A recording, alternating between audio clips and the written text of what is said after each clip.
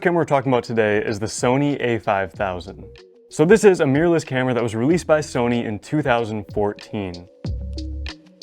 So the a5000 has an APS-C size CMOS sensor with a 1.5 times crop factor, and this can shoot 20 megapixel raw photos. And 20 megapixels is more than enough for really any type of photography. For example, all the iPhones up until the iPhone 14 Pro had 12 megapixel sensors, and iPhones always took great photos, at least for cell phones. And an even better example, the camera I'm recording this on right now, my a7S III from Sony, has a 12 megapixel sensor as well, and that's been my main photo camera for years now, and I've had no issue with 12 megapixel photos. So 20 megapixels in this is 100% more than enough resolution. Now this camera can also record 1080p video at 24 frames per second, no higher resolution or frame rates than that, so it's a little bit limited when it comes to video recording. And this also has Sony's E-mount, which is a mirrorless lens mount, and it's one of the most versatile lens mounts. There are hundreds and hundreds of lenses from Sony as well as third-party manufacturers directly made for this lens mount. But being a mirrorless lens mount, you can also adapt a ton of DSLR lenses to this camera with really cheap and simple adapters. So there's almost an unlimited selection of lenses you can use on the Sony a5000. And again, the Sony E-mount is one of the most versatile and it's one of my favorite lens mounts personally. Now if we go ahead and flip this camera around to the back, you can see there's a 3-inch tilting LCD screen. Now this isn't a touch screen and it's not fully articulating, so it can't flip out to the side and flip all the directions, but it does do a full 180-degree flip. So if you want to take pictures of yourself, like selfies, or if you want to vlog with this, you're going to easily be able to see yourself with this 180-degree flip screen. But it doesn't tilt down at all, so if you are taking high-angle photos, it'll be kind of hard to see it there. But I'm just really happy to see at least it has a 180-degree full flip screen here, even though it's not fully articulating and it's also not a touchscreen. Now this camera has no built-in viewfinder, it has no built-in hot shoe. However, it does have a built-in flash, which is nice to see. But I would have really liked to see a hot shoe built into this camera, but it doesn't have any of that. So there's no way to mount an external flash or microphone or anything like that on this camera. Now the a5000 has an ISO range between 100 and 16,000.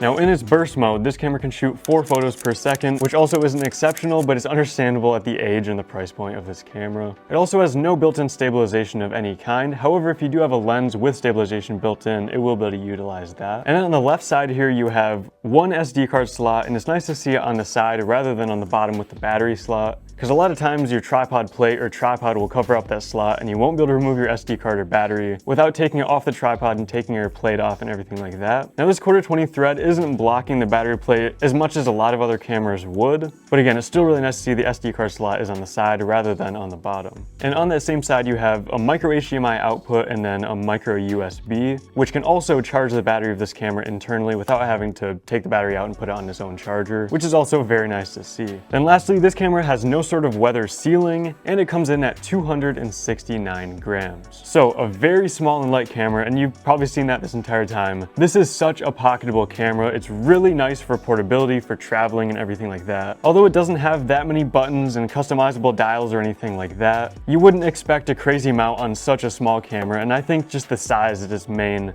standout feature of this, rather than all the different features and functions and things like that. So a few more quick things to mention: you can actually wirelessly connect this to an app on your phone, and you can transfer photos and videos to your cell phone. You can't use your phone as like an external monitor or anything like that, but you can transfer photos and videos easily to your phone wirelessly if you want to download the app and go through all that. Personally, I just use the SD card and just put them on my computer and go from there. But really the biggest standout feature of this camera specifically is just how small, light, pocketable, and portable it is. But now I want to talk about a few of the cons of this that I noticed, as well as who I'd recommend this camera to.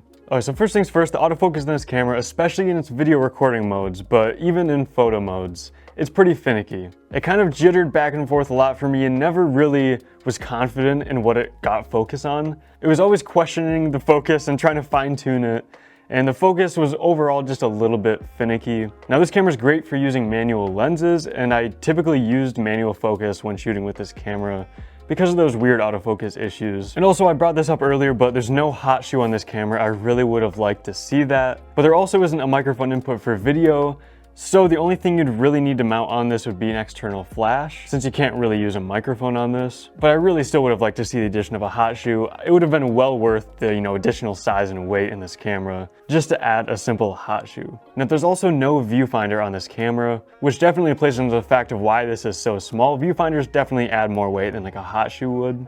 But the screen itself is kind of low resolution, it's not super bright, and especially when you're outdoors on a sunny day, it's pretty hard to see what you're taking pictures or videos of, and it's very difficult to get focus without having a viewfinder built into this camera. Now, personally, I wouldn't call that a deal breaker, not having a viewfinder, but if you do a lot of sunny, bright outdoor photography, you'll definitely notice it and it'll be kind of annoying. And lastly, if you're looking into purchasing this camera for video recording, it just generally lacks a lot of video recording features. So there's no mic input. The only recording option is 1080p at 24 frames per second, which at least is 1080p and at 720p. But pair that with not very good video autofocus, and this just isn't overall the best camera for video, which really sucks to see since it does have that flip screen, which kind of makes it seem like it'd be a good idea for, beginner, really pocketable, small size vlogging camera. But I would recommend this camera if you just want a really tiny portable camera for travel photography or something like that, and something you just want to start building your lens collection with. A Sony E-mount is great if you plan on sticking with Sony. So you can get Sony E-mount lenses for this camera and get used to shooting in manual mode and get used to shooting with a mirrorless camera. And then eventually you can keep those same lenses and upgrade your camera body to something like an a6600, a6700, or even a full frame camera like the Sony a7 IV or a7C. And again, you'll gain all that practice with this camera, but still be able to keep the same lenses with a much higher end body.